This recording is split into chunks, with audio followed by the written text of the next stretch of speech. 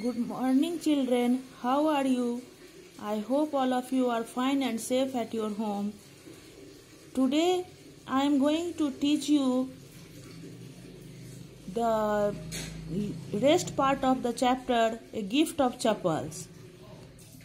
I have taught you 2 days before.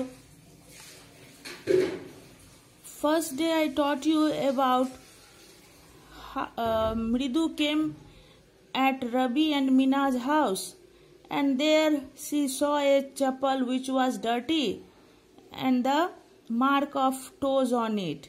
But she did not think much about it because Rabi pulled her inside the house. He took him to the backyard. There, behind the bitterberry bush, he kept a kitten in a torn football, and it was lapping milk in a coconut half shell. Next day I taught you that he gave his name Mahendran or MP Pulai, Mahendra Pallava Punai, because it was the descendant of that cat, and he said that it was worshipped in Egypt. But in the meantime, Lali was learning music from a music teacher, where music teacher was playing music very melodiously, while Lali derailed the music. She could not play well. In the same time, a beggar was asking Amma, Amma, crying Amma, Amma, and Pati told Ravi to send the beggar away because it was time to beg from other house. And Ravi came to say this to beggar. Now let us begin from today. The beggar opened his eyes very wide and gazed at each of the children one by one. He then raised his voice, Amma, Amma, oh! Sad his well, might be, but it certainly wasn't feeble. When beggar opened his eyes wide and he was gazing means looking to the children one by one. And then he raised his voice. He made his voice more loud. He was shouting, Amma, Amma, oh! It was sad as he was wailing. But it was not weak. The voice was very loud. Rabi, tell him there's nothing left in the kitchen, called Rukumani, and he is not to come again. Tell him that she sounded fade away. Rukumani called and said that tell him there is nothing in the kitchen, and also tell him not to come again there. And she sounded it. Rabi didn't have to repeat it all to the beggar. What his mother said had been easy for them all to hear. There under the neem tree, the beggar sat up and sighed. Rabi didn't have to repeat it all to the beggar, what his mother said, because he saw that beggar sat under the neem tree, and he took a deep breath. I will go, he said wearily. Only let me have a rest here under this tree. The sun is so hot, the tar has melted on the road. My feet are already blistered. He said, I will go. He was tired. He said it tiringly.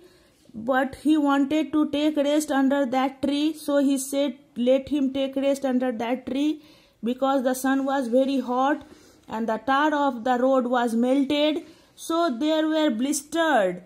His feet were blistered. There came that spot on his feet which was full of liquid, swallowed, so small swallowing spot on his feet. He stretched out his feet to show large pink peeling blisters on the soles of his bare feet.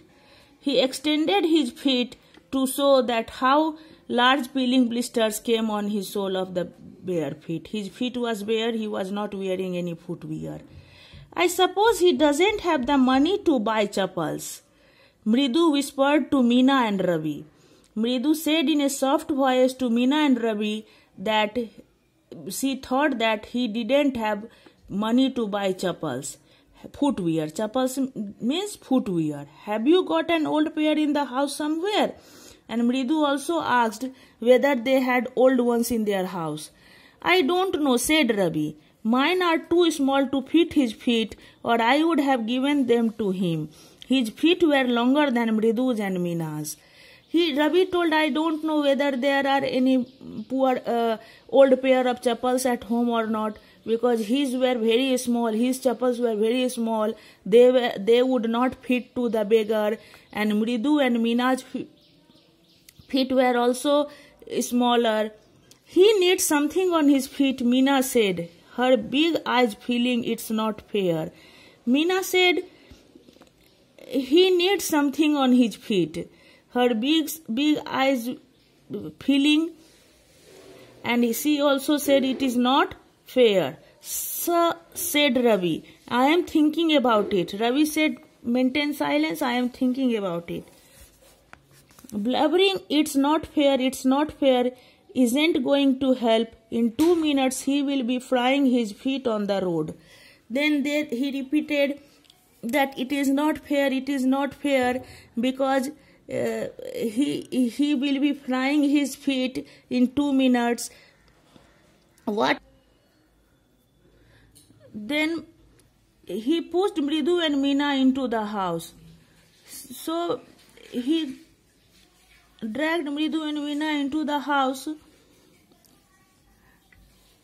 Again, she stepped into the veranda and she found old-looking chappals, which she noticed when she arrived. Mridu found that old-looking chappals, which she noticed when she came.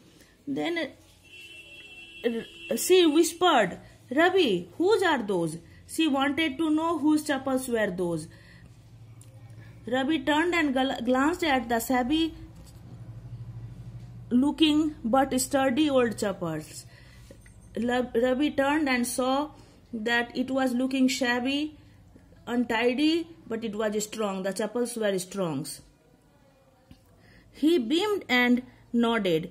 He did not say anything but nodded. They are just the right size, he said, picked them up. Mridu and Meena followed to nervously back into the garden. He said that they will fit to the beggar, so pick them and give to the beggar. Then Ravi gave the slippers to the beggar and told him, wear it and don't come back. The beggar stared the slippers hurriedly, flung his towel over the shoulder, pushed his feet into them, and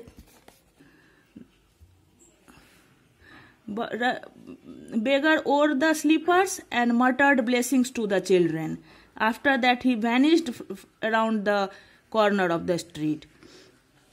After that, after teaching music, the music teacher came out from the house and took an unappreciative look at the three of them. He looked unappreciatively on them. He was sitting quietly under the tree, and those 3 children were sitting silently under the tree, playing marbles. Then he searched for his chappals. After that he looked for his chappals, but that was not on his veranda, where he had put them. Lali, he called. He called Lali after a few moments and told her that whether she had seen his chappals or not.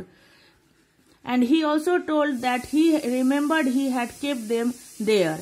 Ravi, Mridu and Meena did not speak anything. They were looking Lali silently, and the music master was searching his slipper everywhere on the veranda. He looked around everywhere, railing, crouching near the flower pots to look between them. He was speaking, brand new they were. I went all the way to Mount Road to buy them. He was speaking these things while searching his chappals. He went on saying, "They cost a whole month's fees. Do you know?" He told that his chappals were the cost of the fees of whole month. Today I conclude this up to here, that they cost a whole month fees. Do you know? Up to here I taught you today. Next part I will teach you in next literature class. Bye. Thanks.